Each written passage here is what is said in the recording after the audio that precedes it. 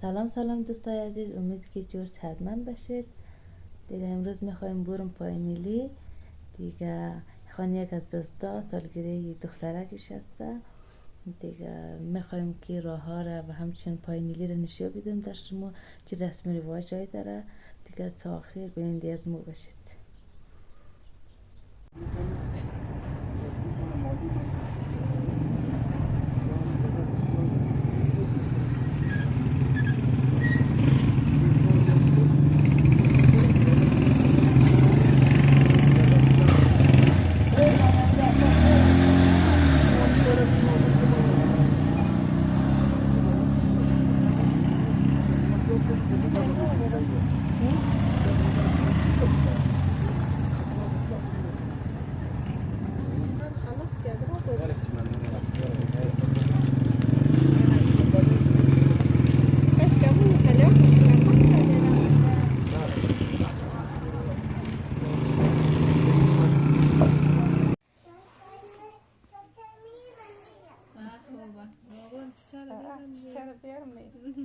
خورتون داری اختیار مدگارتون در خانم را شورنام دیگه ولی میدونم خانم را وام خوبه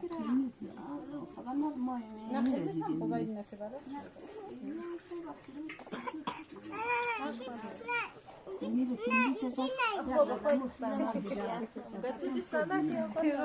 دختر مالشیاره بلان دیدی تخریکا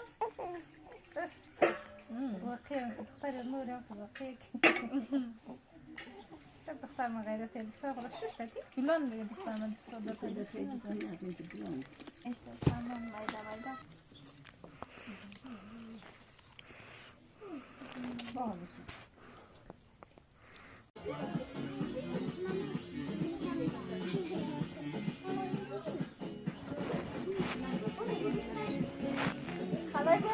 اینه دی بشین آدم این بشین تو بشین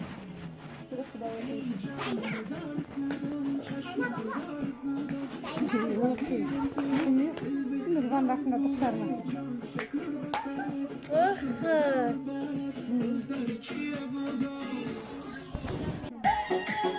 انا ترى كلش تشدي